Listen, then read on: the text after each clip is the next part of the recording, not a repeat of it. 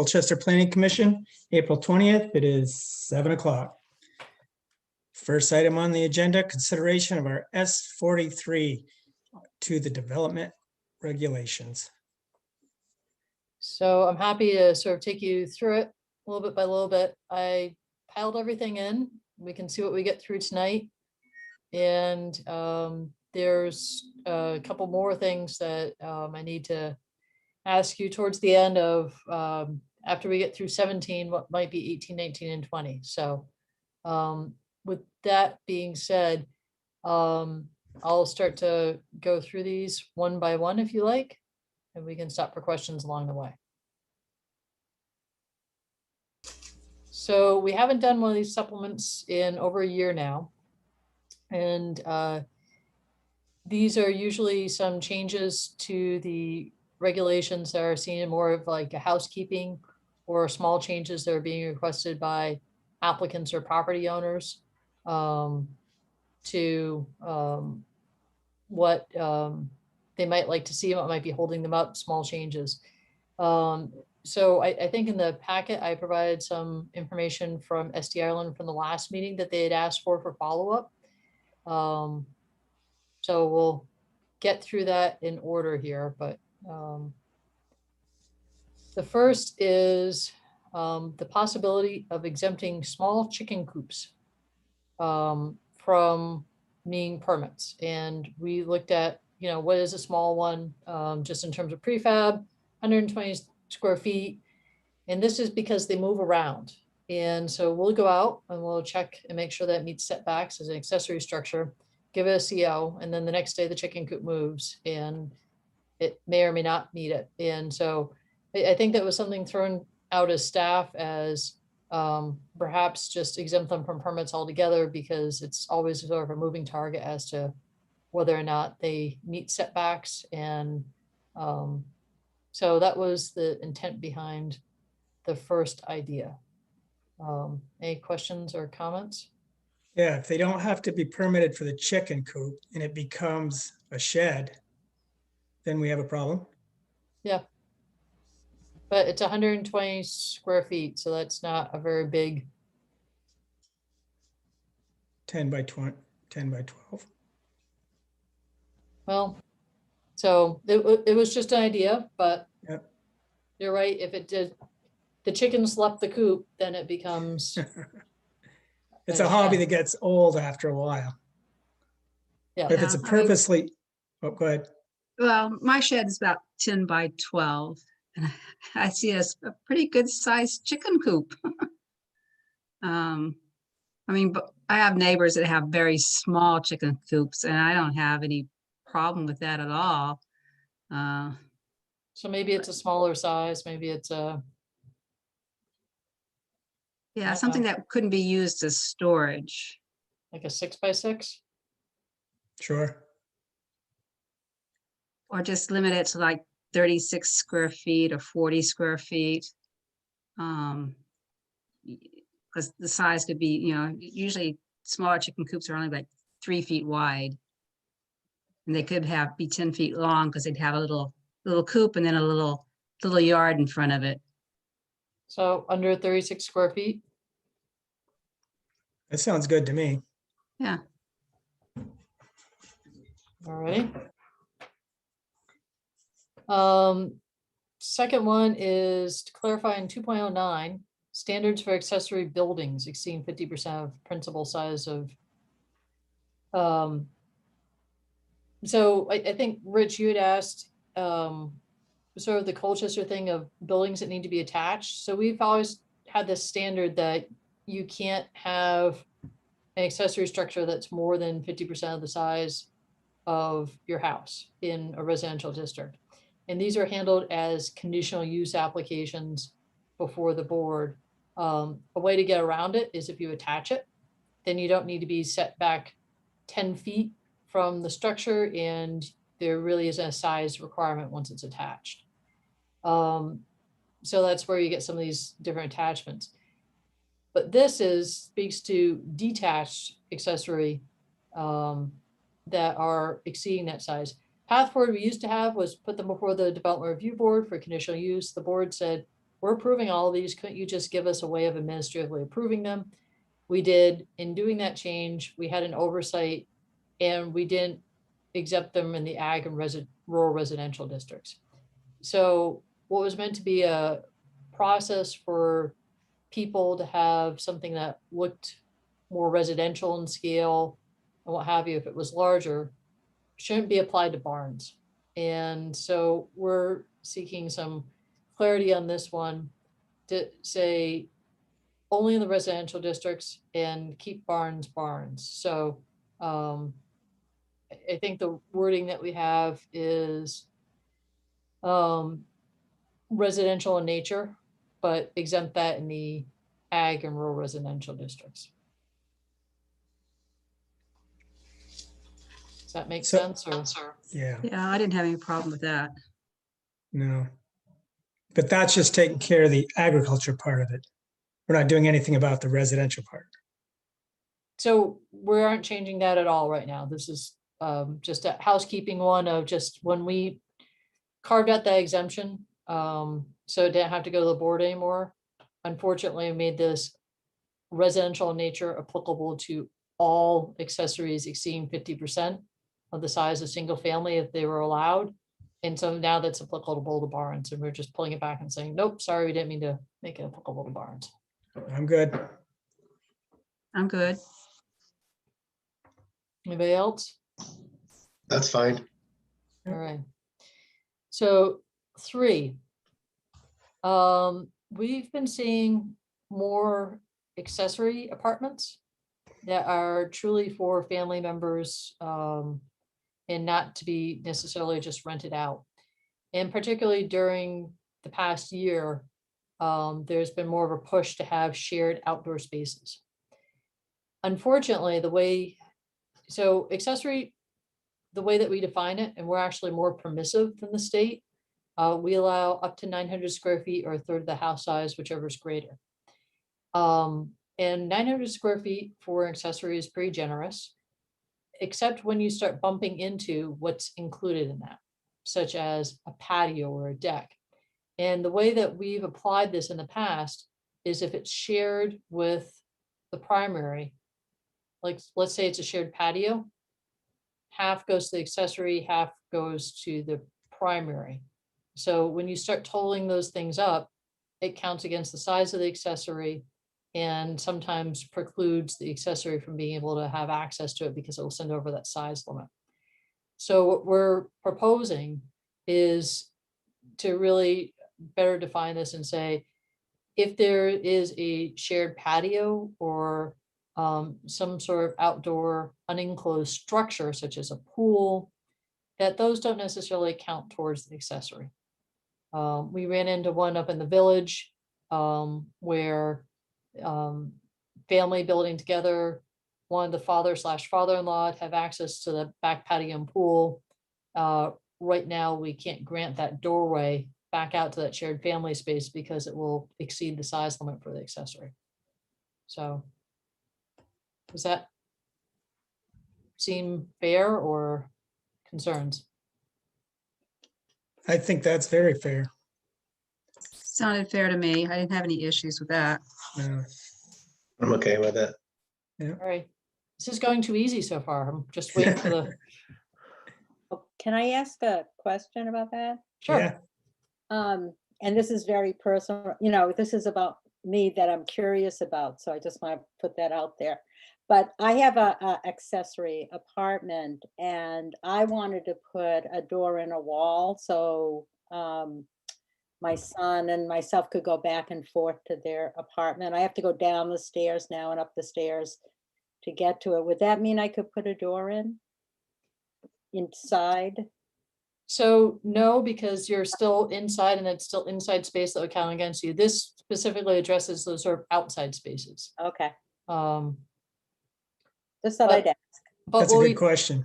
but we tell people too is if you expand the size of your home, then you can potentially expand the size of your accessory apartment too. So, a third of 3,000 square feet gets you 1,000 square foot accessory apartment. So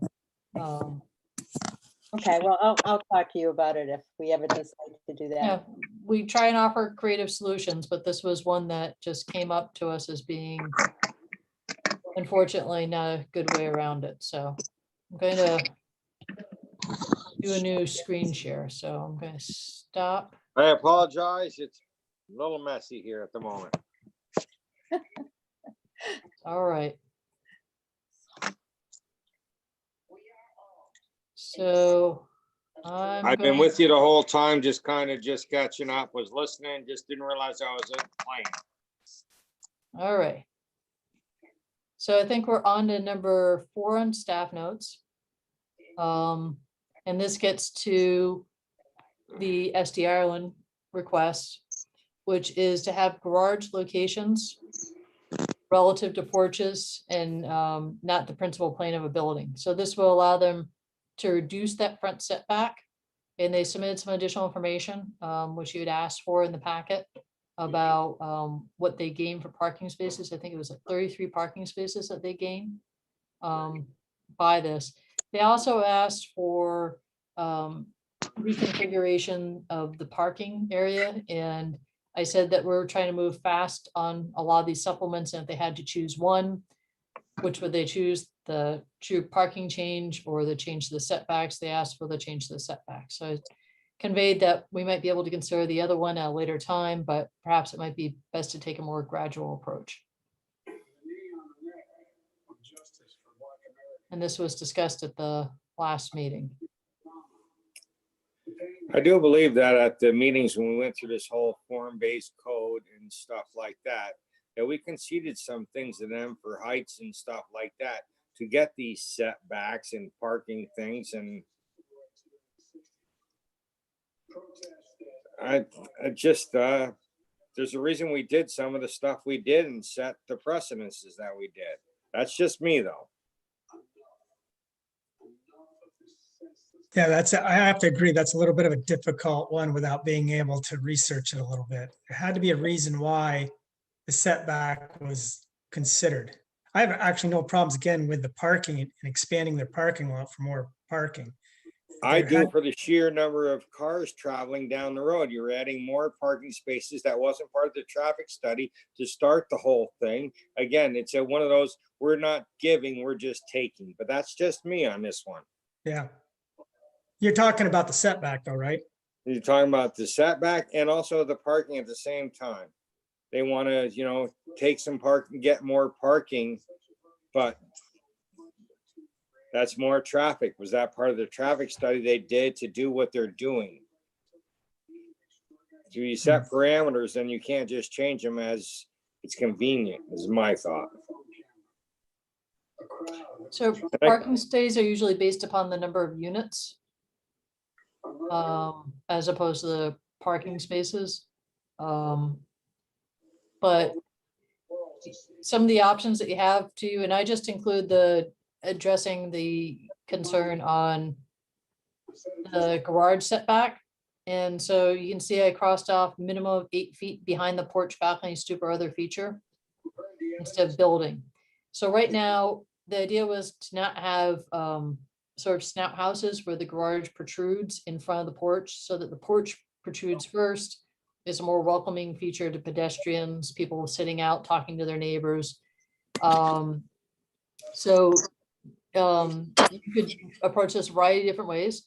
The first way is what's listed here in terms of making it set back from the front of the porch as opposed to the front of the house, because Ireland's concern was when you have it be back from the porch from the front, then you have a real far setback for the garage. But this would allow that area to be sort of shortened up and create potentially more garage space for them. If that makes sense. But another way that you could approach this is instead of saying a minimum of 8 feet behind, you could still prescribe an amount less than 8 feet potentially. But those few who fail to meet that standard must be held accountable, and they were. They'd either lose garage space and turn it into a storage unit,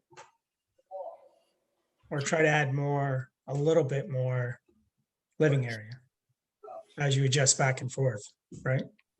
Yeah. So I don't know. Yes, Rita? Oh, thank you. So are we talking about the difference between function and aesthetics? Like that they would get more space in their house one way, but it would look nicer the other way? So the idea was, I think driving this requirement was the aesthetics. But SD Ireland has asked for this modification so that they could gain more parking. It also better fits with their designs, and I think they presented some of those at the last meeting. Would they My be- understanding was the 8-foot setback means they can't have a garage. That's how they're getting 33 spaces if we change it. And I think it's pretty important to allow them to have a garage.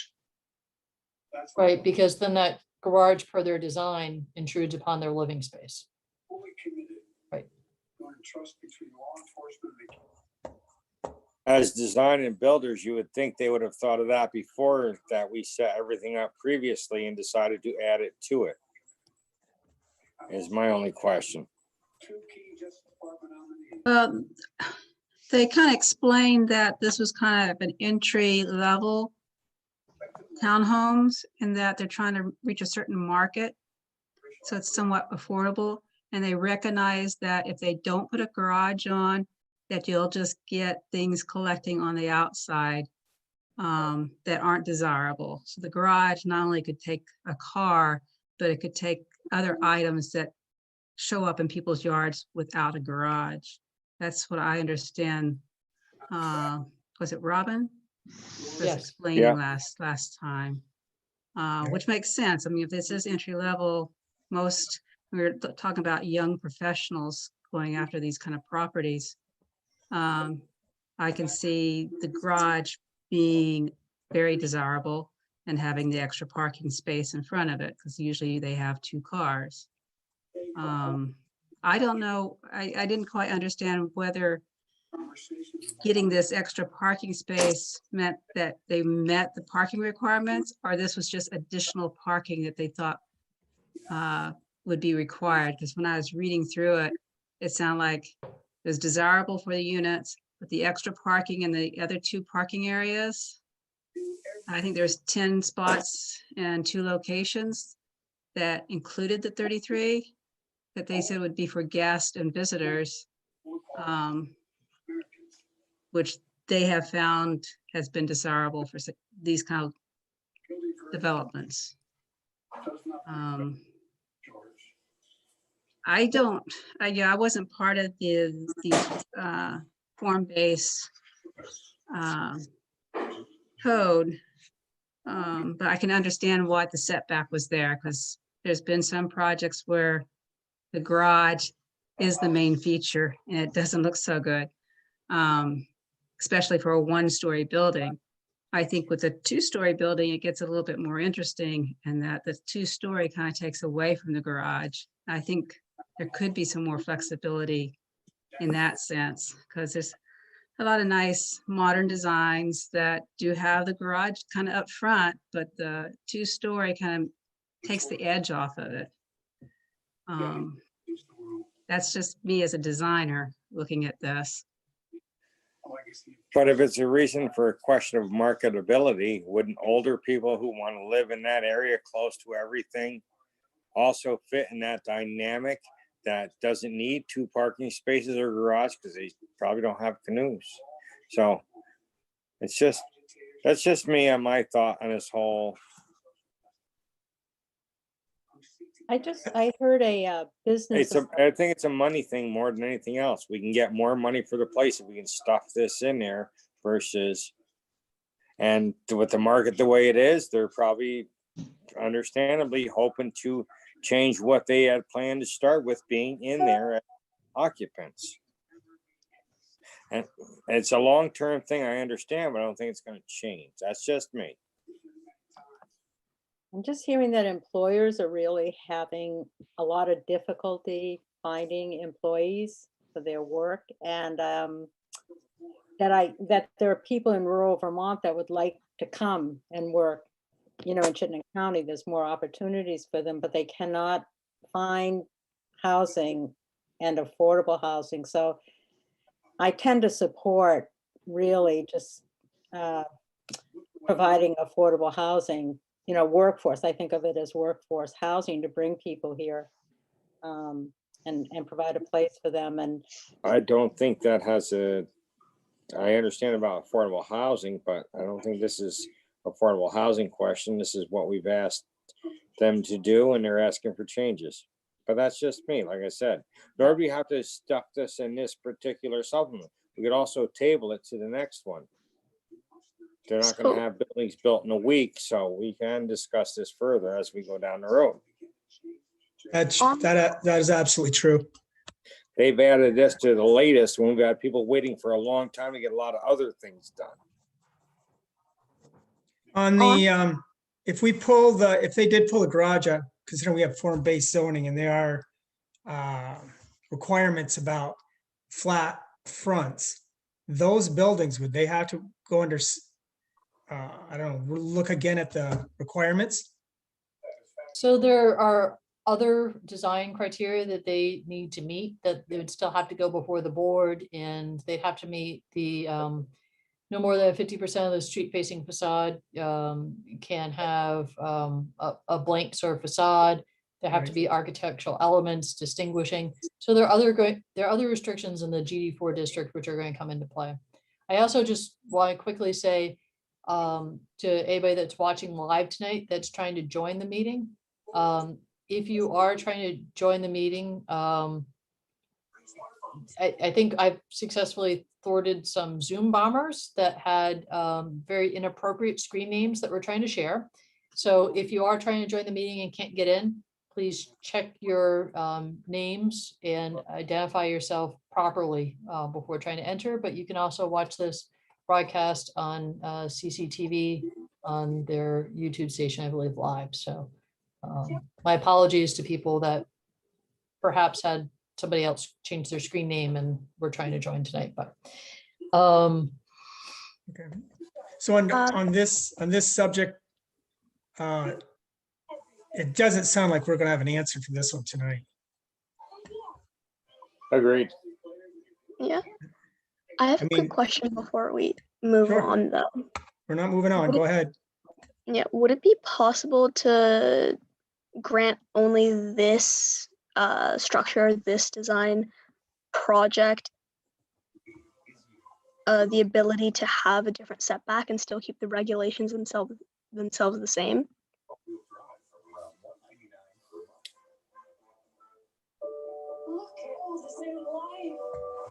I don't know that answer, but I would assume that if you set a precedent and allow some people to do something, you wouldn't be able to stop other people from asking for the same request and the same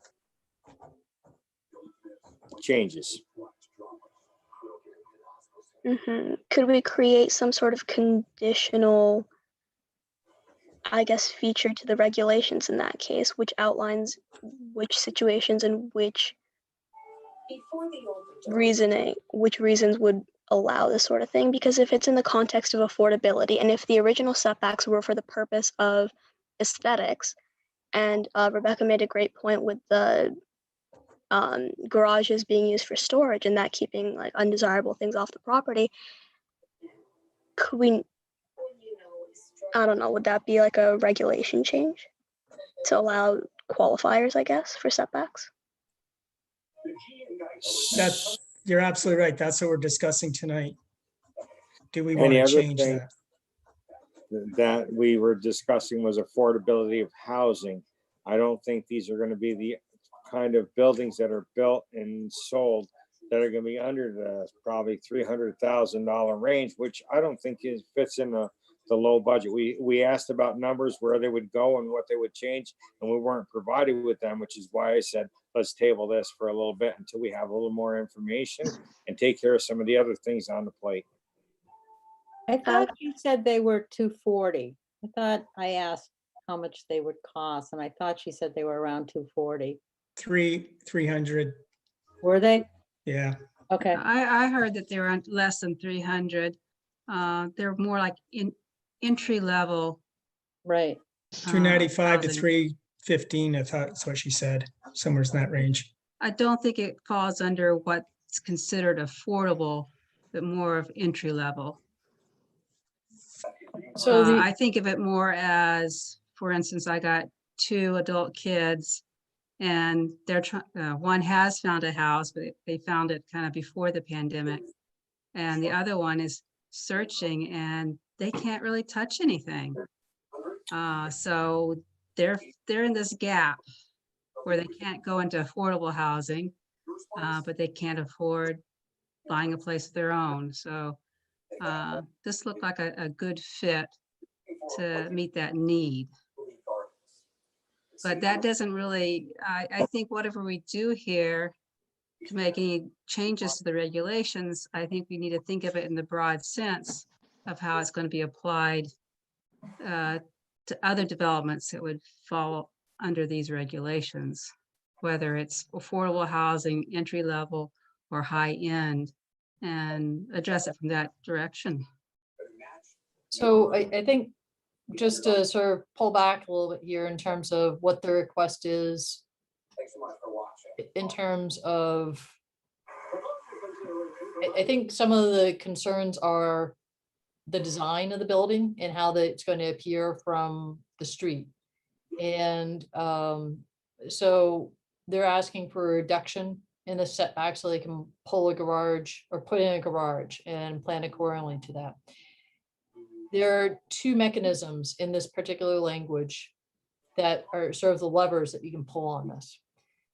The first one is if you let them take the setback from the porch, the furthest most piece, or if it has to be set back 8 to 10 feet from the porch, and it's actually where the main building starts.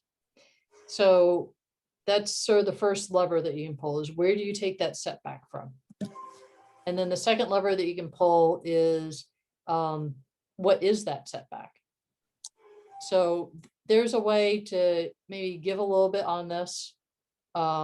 Maybe not pull both levers at once, but allow for them to have a little bit more flexibility with this in terms of getting some additional indoor space for storage of either cars, canoes, kayaks, bikes,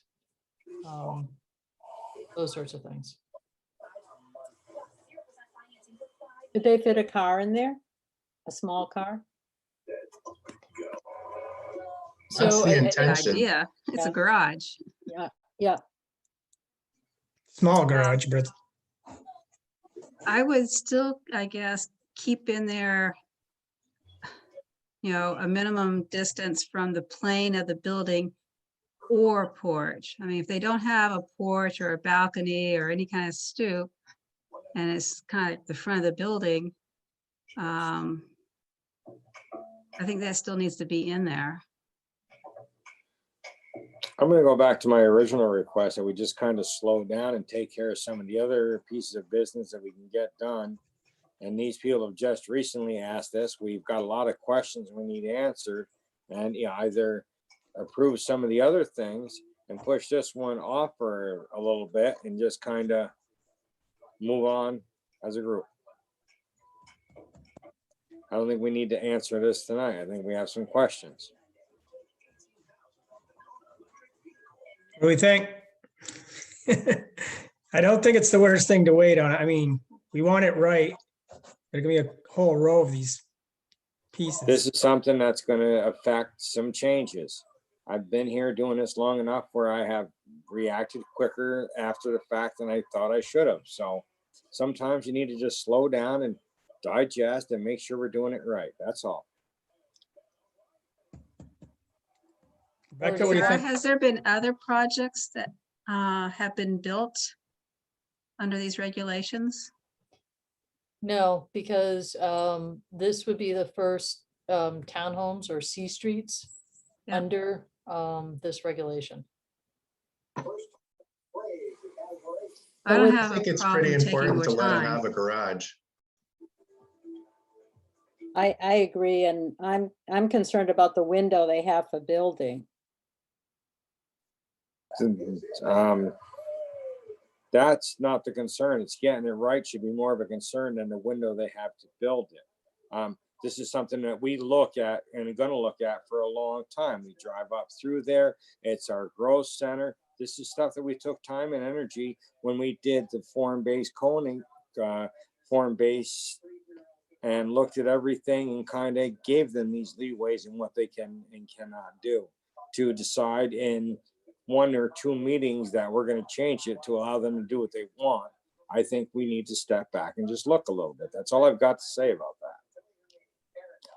I don't know what is right or wrong. I just want to slow down a touch. I have no problems again, but I'll make sure everybody's on board. Sarita? I understand. I'm just gonna say, nothing's probably gonna change. I don't think anything, I don't know what the questions are that would Yep. change my mind or what the answers are, Chair Paquette. Okay. What do You you think, know, Mark? I do, yes, mysteries and thrillers are my favorite. If the point of, am I on mute or unmute? Can you hear We me? can hear you. Yep, we can Yeah. hear you. Does somebody have the news on in the background? I'm sorry. That's my husband. Oh, okay. No, that's all right. I think the garage is important for making the homes marketable. I mean, they're marketable because everyone wants homes, but more utilitarian, given, our climate and everything. And I'm not sure if it was intended by making these setbacks that you'd make these units not able to have parking.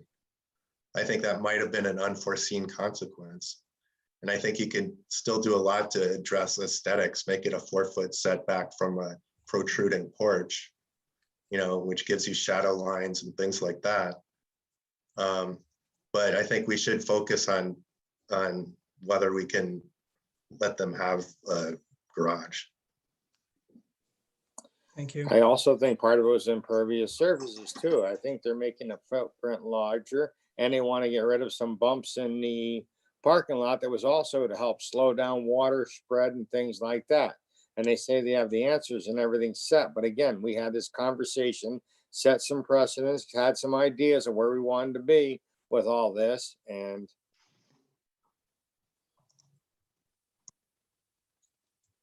So I would say that I think what's driving this is the idea that you had a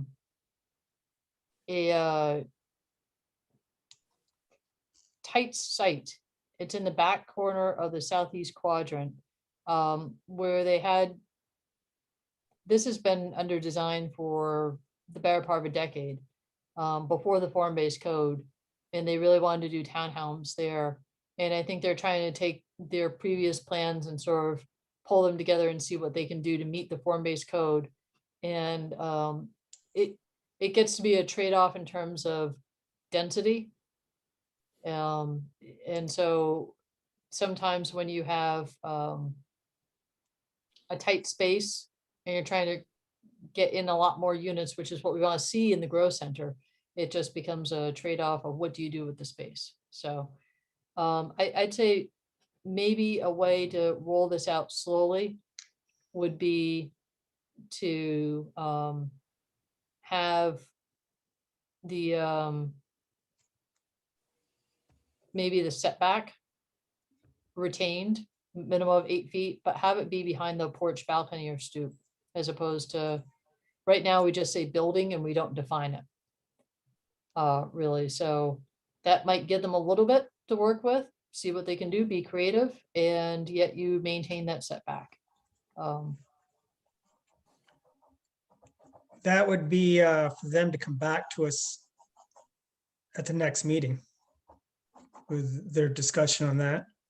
I mean, If it's you not a want bad them to- idea, but we won't make that decision tonight. I don't see it. So you'd like SD Ireland to come back at the next meeting to discuss? I think we should. And that idea is is a good idea. I think it's a compromise. Okay. Can they still have a garage? Is that with your suggestion, Sarah? That's for them to answer. Okay. So just let me ask a question because I'm having, as the Zoom administrator tonight, some odd things show up. For instance, it said that Bob Scheck had entered the waiting room. Bob, you still have audio? I'm still here.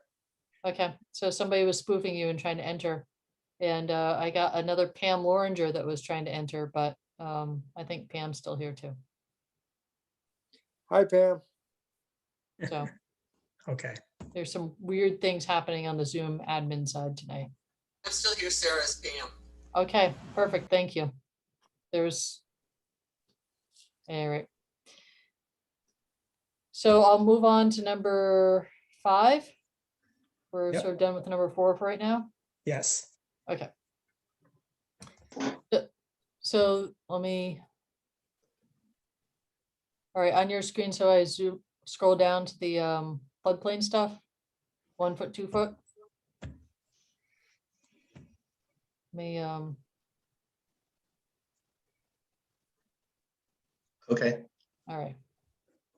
Pause that. All right.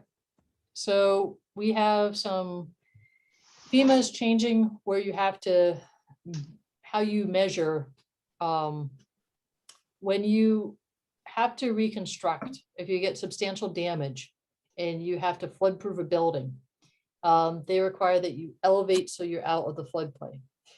And they now want to see some specific language saying that the lowest horizontal member of the building needs to be above the floodplain, because what they're having people do is take that base floor elevation, move out of the floodplain, but then have all the mechanicals hanging down below it.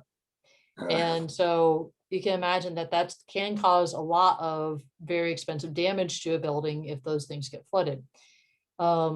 So we're proposing a couple of clarifications. One is in section 6.03F, and the other one is in the definition section of 12.02 about what a lowest horizontal member is. This is really only applicable to anything new that would be going to the floodplain, any reconstruction of the floodplain. And what I'll say is after the 2011 flood, we had a lot of people that when they rebuilt, chose not to just bring it up to above floodplain. They actually went a couple feet above, because particularly out on the mouth of the Winooski River, Colchester Point, Broad Lake, you had that wave action from the south, trees acting as battering rams coming in, and a lot of sort of velocity driven impact that a lot of people said we're going to go higher. So I don't think this is really going to make much of a difference, other than it will make FEMA happy in terms of checking a box saying, yep, we're measuring the correct way. Any questions on that? Makes sense. I'm good with it. All right. Let me sounds good. Yeah. go to the next part. Sarita? I'm good. Yeah. Okay. I mean, I think floodplains are changing and will be changing. And I just think we should be aware of that, because I think the floodplains that are now established were, is it like 30 years old or something? So actually the floodplain mapping for Lake Champlain was, they had just done the remapping right before the 2011 flood. And so the good news is it's fairly updated, and we now know, and it was sort of proof checked that year by the actual flood. But I think what you find is in Colchester, a lot of our flooding is along the lake, which is that bathtub filling. But a lot of the other areas where you see flood damage is that quick inundation flooding along rivers, along tributaries and things like that. So we're fairly fortunate that our 27 miles of shoreline, you can sort of see the flood water coming. But right now, the lake is, I guess, 2 feet below normal, so we're not going to have to worry about that right now. Yep. Okay, thank you, Sarah. Number 6, clarify section 8.03B. So what this does is it ties back ag and silviculture, which is forestry exemptions, right back to the state language. So if there's any questions about what we're exempting from our review, we're saying, hey, state statute says this, they're exempt. It's hopefully a quick clarification. Makes sense. Okay. Any other questions or, All good. all right. Next, a few quick ones, hopefully we can get through. So we have standards when people submit applications and we ask for name, owner, what have you. These are subdivision approvals, usually submitted by engineers, surveyors. We're just asking for them to put the parcel ID on it. Helps us a lot, makes things faster, makes it more specific. So we're just saying, particularly with boundary line adjustments, give us the parcel IDs on the applications. Hopefully that's easy enough. Easy peasy, makes sense. I'm good. All right. The next part is under PUDs and open space. And I don't know if you can see it here, but when we did our combined subdivision zoning regulations a couple years ago, we tried to give some more specificity to the board to work with in terms of open space guidelines, PUD buffers, those sorts of things. And we had usually given exemptions on open space to our GD3 districts because GD3 is village / Heiberg and Prim. GD2 is the fort, GD3 is Severance Corners, and GD4 is exit 17. All areas that you want to see pretty dense development eventually. And we didn't specify all GDs, we only specified GD3 as the exemption. So now we have St. Michael's College out at the fort that's going to try and carve up and sell its assets in a PUD. And we had one on our last DRB agenda that without this change, 3 existing buildings being subdivided out onto their own properties at the fort is going to trigger a 25% open space requirement at the fort, which you can't achieve without knocking buildings down. Which, by the way, it's National Register District. We don't want to see that. So we're hoping that this is a quick clarification that we can make to just say GD districts, you don't have to do open space, same as commercial, industrial. There are places where you want to see development. Makes sense to me. Any questions? Is this what you sent us, Sarah? Because is this the same in the Dropbox materials? Is this the same? For some reason, I can't find like 4 open space. So this is on page 9 of that second Sorry. piece under it's S43 draft regs.pdf.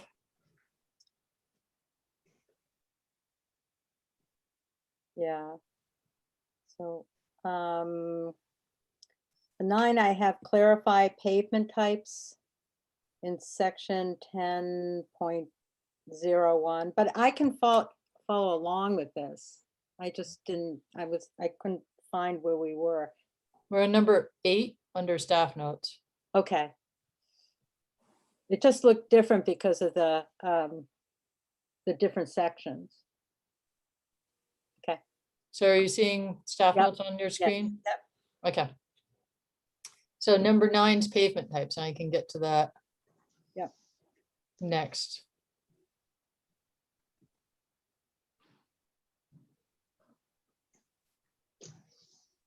So we're also saying that you can do, right now we said asphalt, concrete, we're adding pervious, just to be completely clear, pervious is great, we like to see it. And then also under parking and layouts, there are new standards that when you, and these are state standards that we need to make people aware of. The RPCs are working to roll out this language saying that you need to incorporate opportunities for electric vehicle charging stations into different projects, and there are different thresholds. And so these thresholds are the same as the states.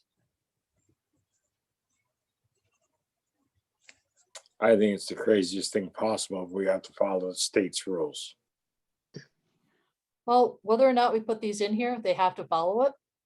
And That's so what we're just doing is trying to put people, they often start with us at the local level, let them know what the requirements are. understood, and it is what it is. We have to do it, and it makes sense according to the state, so that's what we have to do.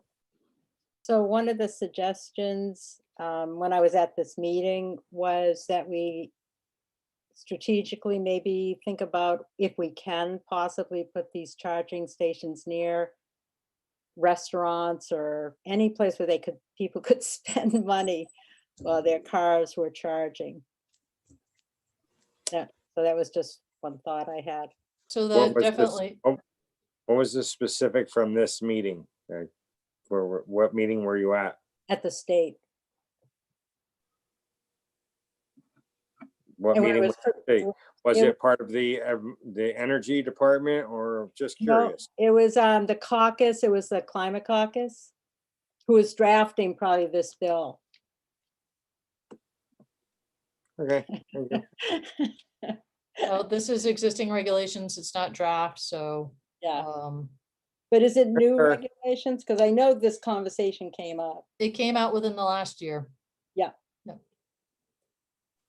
And so I think the parking, the 50 spaces is going to get you that sort of larger area people are going to be congregating. And in some of these standards, it talks about making sure that while you're putting in all the infrastructure, we're putting in your street lights and parking lot lights, that you also wire for these places. It doesn't necessarily always require you to install a charger. It requires that area to be wired for it for the future. So in some ways, that's a nice thing, that you aren't going to have to necessarily tear things up in the future to accommodate. It's there if you need it. So, and hopefully it doesn't add Which too is much. reasonable.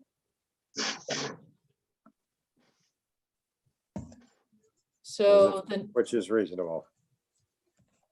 alrighty. Ready to move on to 10 and bike racks? All good. Okay. Make it to bike racks and, alrighty. So we already have requirements for bike parking, and we're saying that, please put it by the front door where people will use it. We've had on occasion people try and do innovative things that no one's ever going to use that bike rack. They'll put it in for putting in, but put it in weird locations. And this is also specifying that, if possible, have it be close to a power outlet, because now what we're finding too is particularly some of those fleet bike rental are now going more electric. And so if you have the ability to have it close to an electrical outlet, that also is helpful, because we're finding that seems to be a growing area. Power assisted bikes. It's not required. It's only if you decide to put power to a bike rack. So right now, the way it's worded is bike rack shall be located in proximity to the main entrance with at least one power outlet within 10 feet of the bike rack. But that can be done usually if a bike rack's up against the front of the building and you have one of those outside outlets for people to plug in lights, whatever on the front of the building.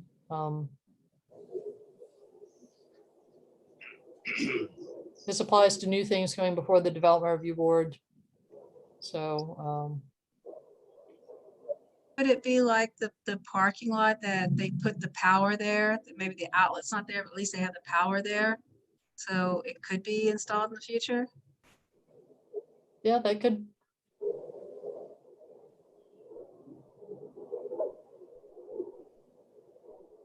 So, with access to power maybe instead?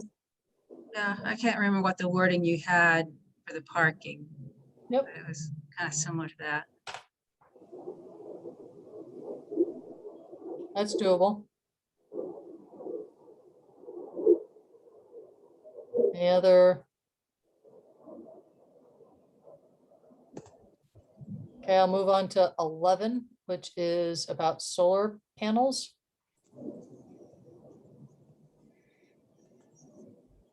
And so this was an old requirement. And it was pointed out that most of the designs right now with ground mounted solar is if you did this, they would potentially scrape on the ground. And so we really need to increase it from 8 feet to 10 feet. Just to give ground clearance. Yeah, it's pretty straightforward. Okay. The next issue is septic tanks. We specify time limits for all of our permits to expire, but we don't specifically specify septic tanks, so we just added in that those also expire within 12 months. That's hopefully pretty easy. Yep. Straightforward. And then we get into some of the definition changes. And let me pause that here, go back.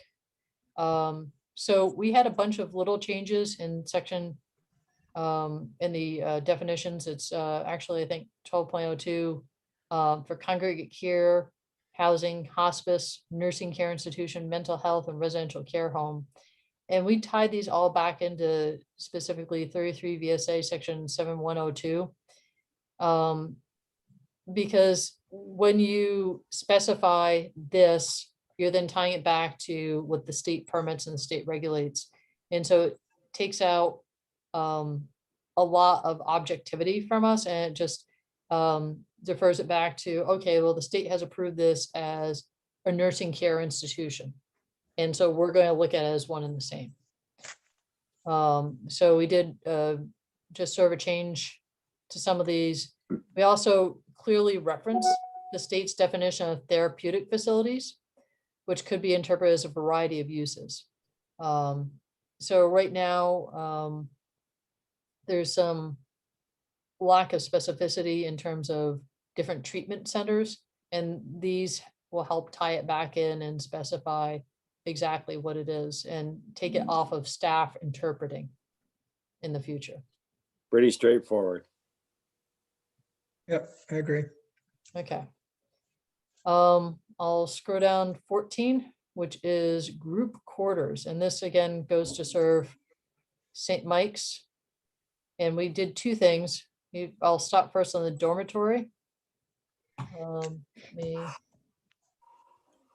So there are a bunch of things that we just don't have in Colchester. We used to have a convent. We don't anymore. And we're saying a dormitory is a group living quarter for a school. That's what we have right now, and that's what most dormitories usually are. And then we go down to group quarters, and we need to specify there that it excludes dormitories. So we're better defining what's a dormitory, what isn't a dormitory. And let me just go back to that.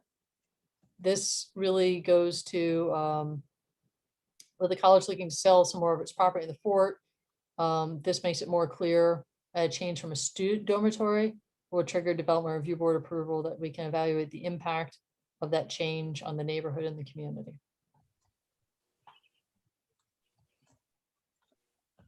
Any questions on 14? Yeah, I do, I guess. On the impact, by doing this, it eliminates that problem. Correct. So Correct, okay. right now, there's a little bit of ambiguity where if you're looking to take a previous dorm and change it into some sort of shared co-housing arrangement, Okay, or just the general public, or maybe for a specific segment of the public, you could say, well, we're not changing the use. But this makes it very clear, dormitory housing is only for students, and anything else, you're going to be triggering development review board approval and having to evaluate how that impacts the area. okay. All right. Alrighty, I think we're gonna move on to table A1, like the steak sauce. It's- My favorite table.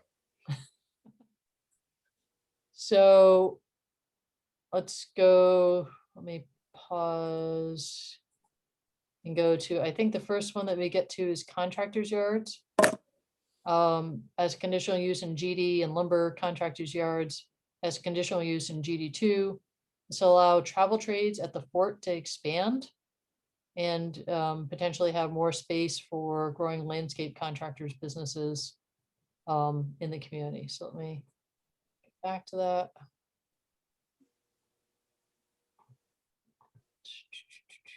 I flip too many things at once.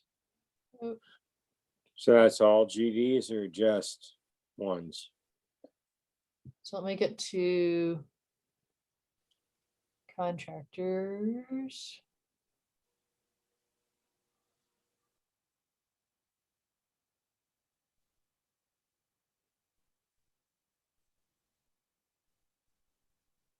So we have the landscape contractors yard. So you can see we're adding it here as a conditional to GD1.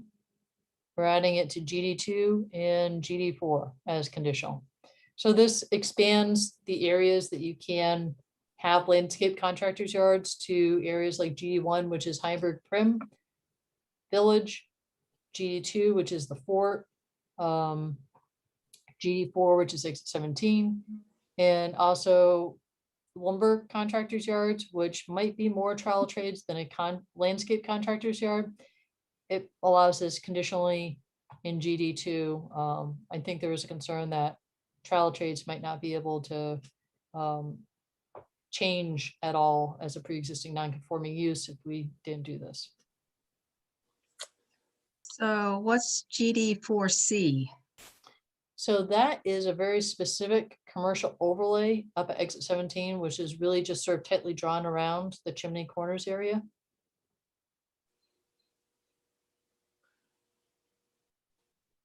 They made a carve out when they created GD4 for a couple of potential future gas stations and limited those to that GD4C area. Okay. So it should almost be permitted there.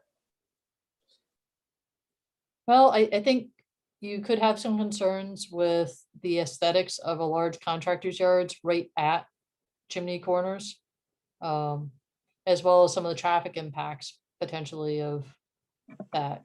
But Chimney corner is where traffic should be, and if you're putting it, allowing this in other places, that would probably have those same concerns.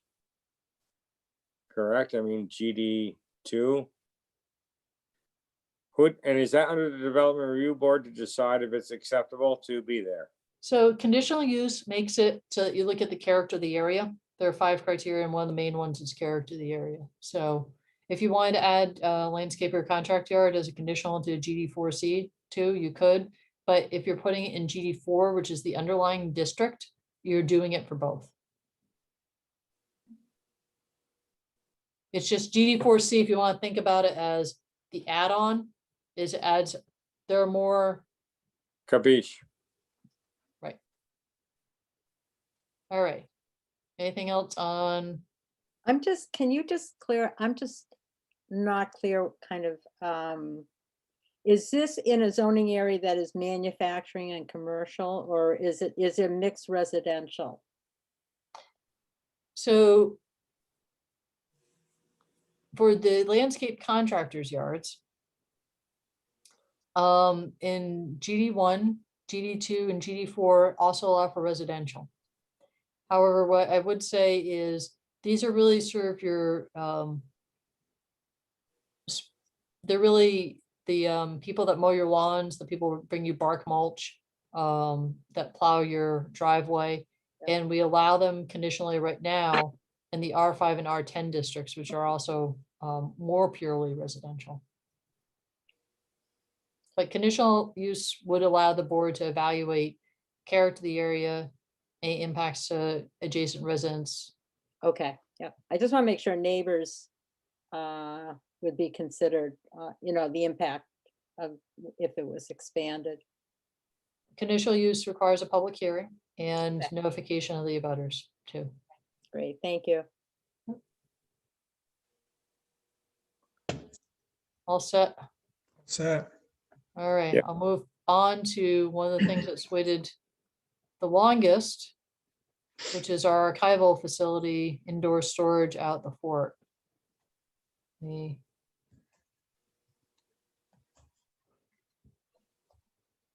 So it's this tiny little C here under GD2, which will allow expansion of indoor climate controlled storage, which was what the request was over a year ago for that one property at the fort, Mr. Sleeper's property.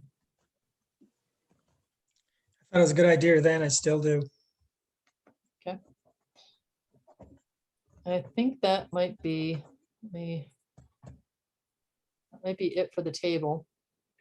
Oh, the last thing was add group quarters to the uses. So we're adding in a line in the table now that we're defining what group quarters is, which is basically everything that's not student dormitory, but would have been in that definition. We're adding that in to the table of uses. So let me back to that. And Zoom.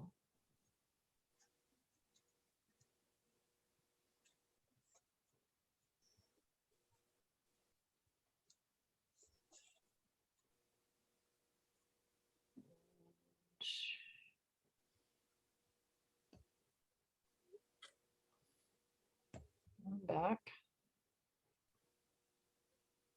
Group quarters. And so we're placing it as trying to hold the same thing with dorms. And where we had looked at that before, which would be group quarters would be conditional in GD1, GD2, GD3, GD4. And that's it.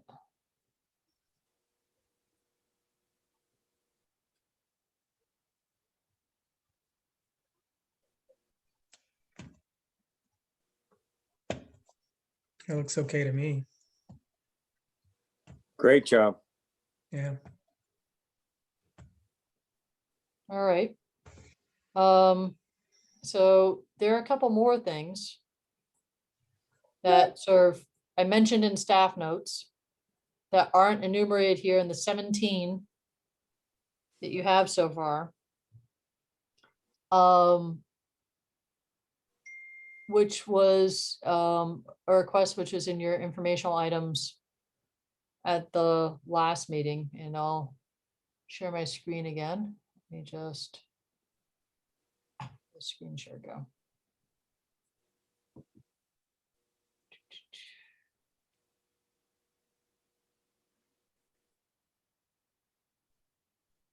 All right. So there was a request from Mr. Brennan about his store, and now that he was looking to sell it, pre-existing non-conforming, how could he have some maybe a small business there? And the idea was that you could potentially have a home-based business there, somebody that lived there and had a business. But he was concerned about the number of vehicles that you could park there. In a place like that had been a store which has a large amount of parking, it might make sense. In a typical residential neighborhood with a single family home, it might not. And so the sort of proposal I formulated to try and help that was that you could have more than one commercial vehicle per property as a home business use. All home businesses have to go before the Development Review Board as a conditional use application. So you're notifying the neighbors and you're giving the board the flexibility to look at the character of the area. So in a tight single family neighborhood, parking in more than one commercial vehicle might not be allowed because they might not have space for it.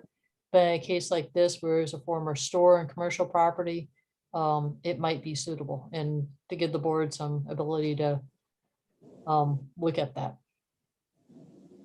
Now, if they sold the store and somebody went in and got this deal here with one extra vehicle or whatever they need, the place sells again, do they have to go back to DRB for if another business rolls in there again?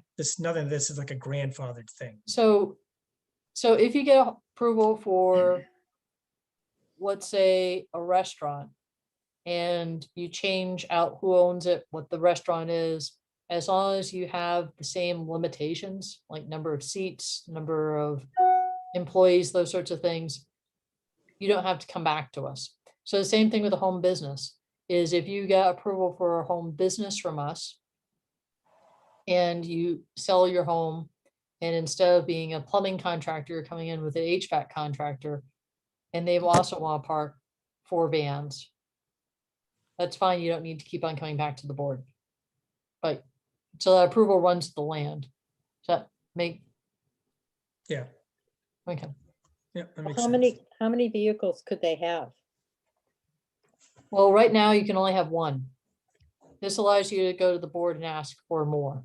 So you're only guaranteed the 1. Yeah. Anything beyond that, you really have to work through those conditions with the board in terms of character of the area, transportation impacts, traffic impacts. Could you have 10 if you had enough land? You could ask for it. I'm not sure if you get approval for it, but I mean, I'm I think just it would- wondering what would give the DRB the ability to say, I mean, they'd have to be consistent. Wouldn't it be the amount of land that went with the property? Like how many vehicles could be on there? so by having a home business be a conditional use process, you're looking at the 5 criteria set out under state statute. One of them is character of the area.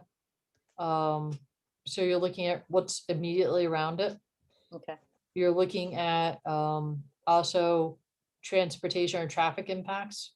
Is this going to create, are 10 vans going to create an adverse traffic impact to that tight cul-de-sac? Probably yes, if it was a very small residential area, but a main road might not. So you're not prescribing specific criteria for the board, but you're saying you have to look at these things generally. thank you, Sarah. That helps me understand. Thank you. Do they have to require any screening or anything such as that? Because that is an open lot. Could the DRB say we need it screened in? Is there You any- could, under character of the area, so if the neighbors show up and say, I'm all for it, I just don't want to look at it.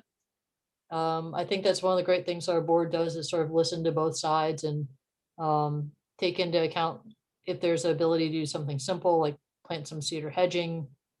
But you might not have any neighbors show up or any concerns with that, and it could go through without it.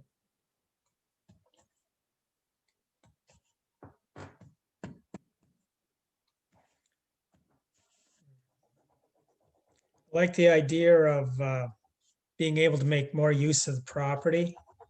I just kind of hope it stays clean, I guess. It doesn't get messy. I guess I would have to rely on the DRB to hopefully make that happen, I guess. Well, I think that's one of the good reports that you have with the board, where they provide feedback and say, hey, we approved it, but we really didn't want to, or, we really need this in our toolbox as opposed to that. Do all neighbors get a letter about the public meeting, or do they have to just kind of keep checking? So with a conditional use, all direct abutters, anybody that owns land that touches a property, and we do across the street too, Oh, good. get notification. Great, thank you.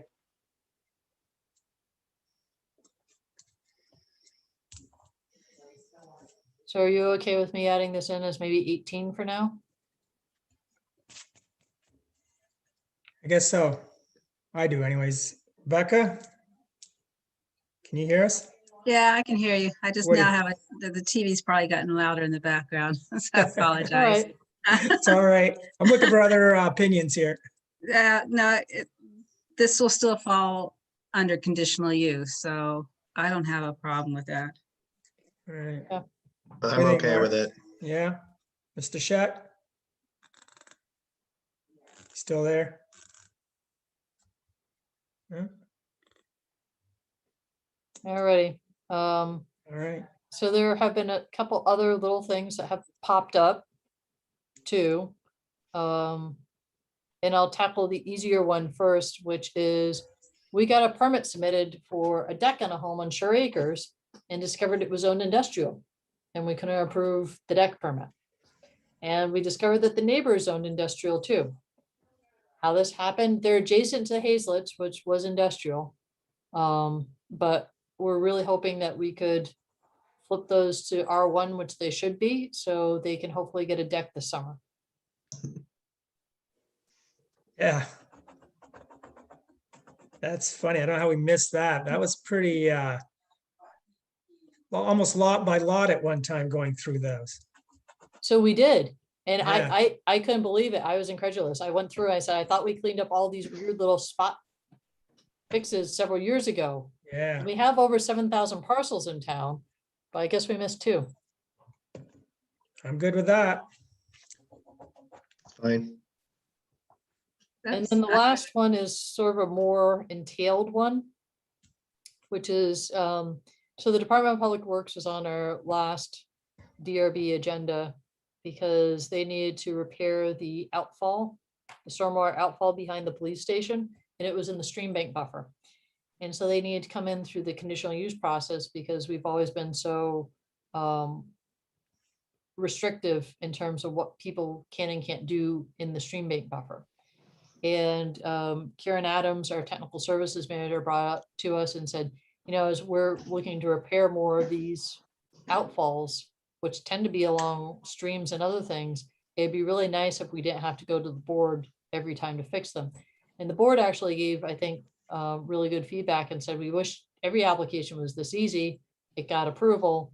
But I think changing some of the proposed changes to the stream bank ordinance are not going to be very simplistic and might get a little bit more time consuming as to what's applicable to the stream bank buffer and what isn't. So I think that is one that if you guys are rolling on a lot of these others, that might be one that gets held for potentially later. I can try and draft something up if you like, but I have no problems with that being put on hold. We have plenty to do.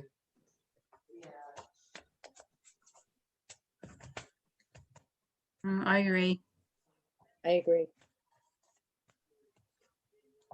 all right, so I think you're up to potentially 19 issues with, I need to make a modification to the bike parking. I'm gonna add in about the home business and the parking and the industrial to residential. What would you like me to do, just sort of jumping back through with number 4 in SD Ireland? Do you want them to come in at a future meeting? Do you want to take that out of this supplement for right now? Depends on how do we want to move forward on a supplement? If we do, we take them out. Because you want to start that right off. If they want to be part of a supplement, they'll have to come back in. We'll have to take a meeting, next meeting. Correct? So if you wanted to start moving forward with the supplement, I couldn't get it warned for the May meeting at this point. You'd be looking at a public hearing in June. Right. But I would probably have to warn it. If you're looking to have your next meeting on like May 20th, I would have to warn it before then. So a couple of different options. If you really wanted to consider still keeping something of Ireland's request in with this supplement, you could have your next meeting be the first meeting in May and just have them quickly in and just focus specifically on that issue. Or you could put the train out of the station and they get on the next supplement. That, is that row C going to be built this year? I know they have a big building coming up. actual building of townhouses back there. So what this Seems- impacts is their ability to get approvals in place to start building. So they can't apply for it until the regulations are changed. And I think some of the first buildings that they want to start are this fall. But they usually need to get their approvals months in advance of that. If we made changes to the form-based zoning for that building, there's no way they're going to be able to get approval. It has to be finalized before then.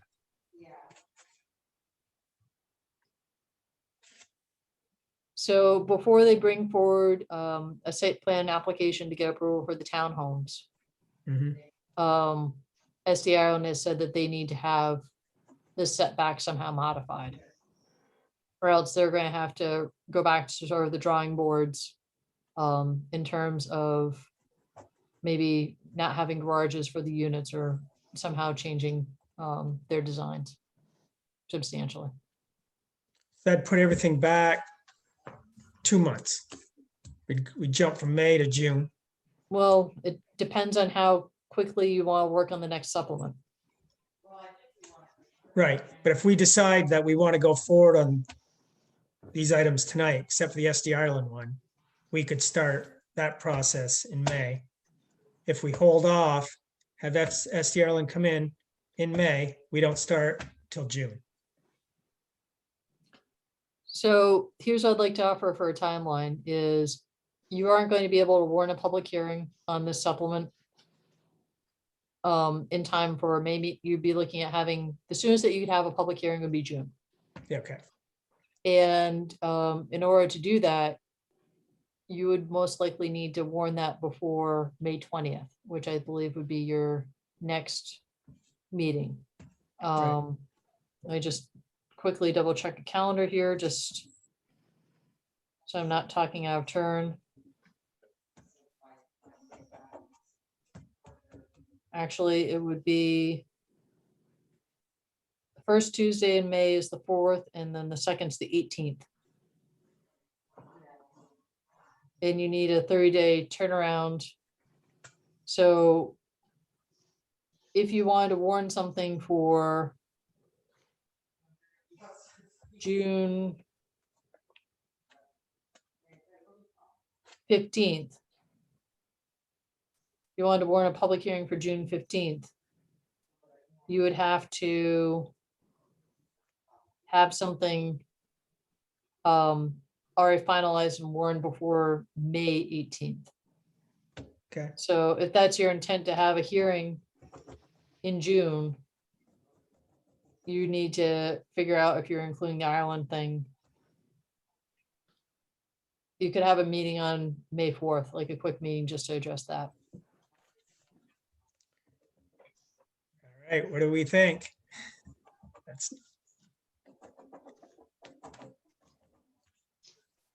I don't think we'll do a May 4th myself. I don't know, I feel kind of rushed about the whole thing. Yeah.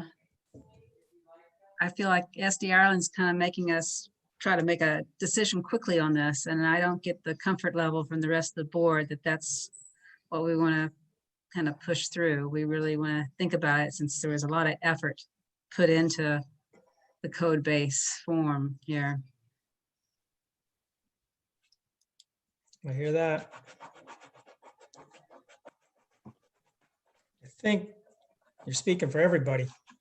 I think SD Ireland's not going to make it. You know, it's just concerning to me knowing how much, how little housing there is in this area. There's a huge demand, and you know, it's just unfortunate to me.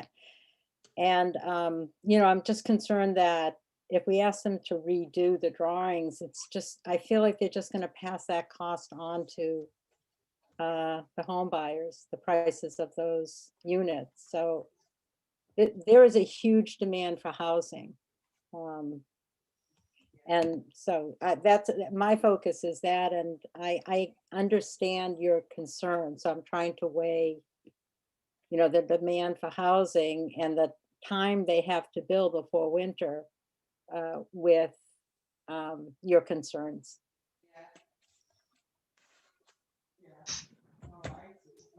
Mark? I'd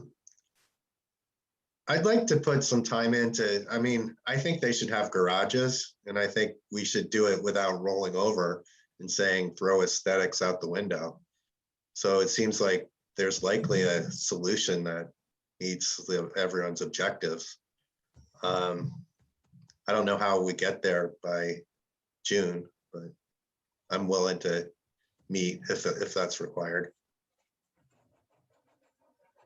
Mr. Scheck, you still there? I don't think so. I agree. I don't think we should be rushed. I know housing's important, but this structure is going to be here for 50 years plus, hopefully. I think it should look decent. There's a lot of building going on right now that I told Sarah, I've been riding around looking at different projects. They're not pretty. A lot of projects that are out there in 20 years from now, people will not be happy that they're there. No, And I they won't put in agree the with effort to take care of it. Yeah, I agree with you on that, Rich. I agree with the Yeah. buildings. And I Krishna- know, Oh, I know the market goes high and low, but I don't know. Krishna, what do you think? Are you still there? Yeah, I think it'd be best to table the specific ST Ireland one for now.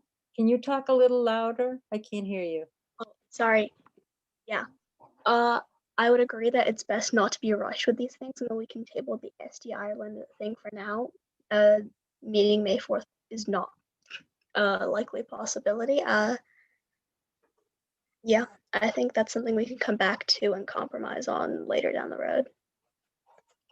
Thank you.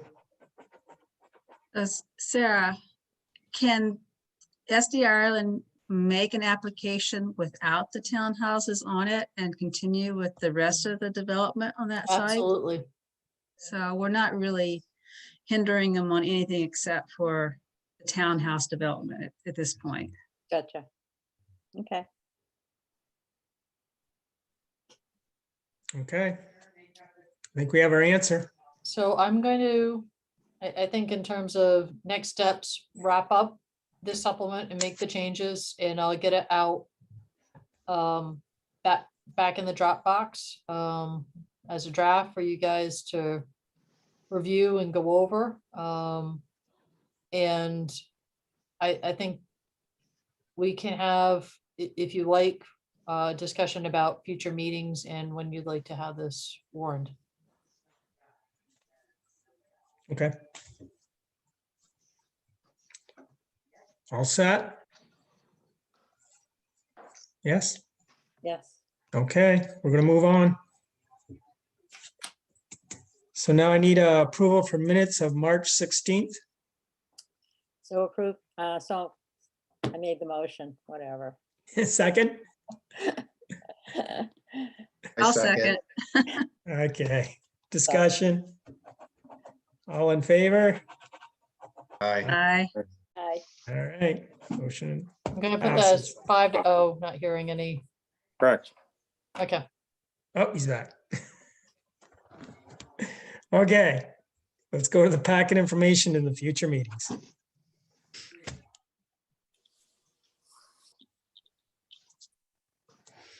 so let me go back. So you had a little bit of stuff in your packet. There was also a request for rezoning along West Lakeshore Drive in your packet, which I didn't include. That came in late, so I didn't include it in the other regulatory staff notes. That's one that I'd say perhaps has missed the boat, and if they want that request, they should probably come in and present it. Absolutely.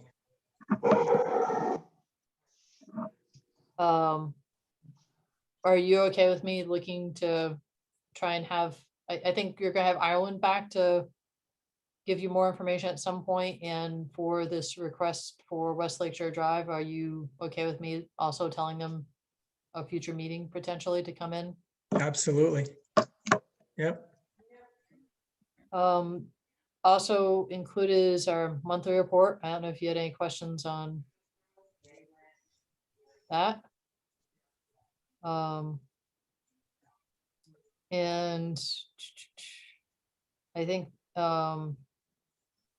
we need to, maybe that May meeting is for that. I need to do for our flood program, the CRS, I need to do an update for you guys at some point, just to talk about our program for public information, about how we're doing outreach to people. So luckily this spring, Mother Nature is cooperating. There's not a whole lot of flood risk, but we have put out information to people about what flood risks are, how to avoid situations, and that people can get flood insurance. But I need to formally present that to you as the Public Information Committee. So with that being said, I don't know if that's maybe something I could do on a May 18th meeting for you. Perfect. What else would you like on that May 18th agenda? Would you want Ireland to come in? Do you want to hold off on that? And also the West Lakeshore Drive request? I would think we'd, yeah, put those both on hold. So we'll do the supplement. Move forward on that. There's enough of those. Take care of that meeting. Okay. So the May 18th meeting would then just be the Public Information Committee on floodplain, short and sweet. Yeah, Okay. unless somebody else has an objection to that. No? All right. And then the June 15th public hearing. Yes. Okay. Sounds good. All set? Yep. We need a motion to adjourn. I'll make a motion to adjourn. Need a second? I'll second. All in favor? Aye. All right. Very good. Thank you very much. All right. Well, thank you all very much. It's good to see you guys, and be well. Let's do it in person, we hope. Yeah, soon. After Yeah. July 4th, right? That's right. Sarah, August when's 14th the at May my house. meeting? The May meeting? When is that? May 18th. Thank you. So I'll send out a Zoom invite for that one, because I'm anticipating that that will still be on that, and I'll see you guys then. Okay, thank you. All right. Night. Thank you.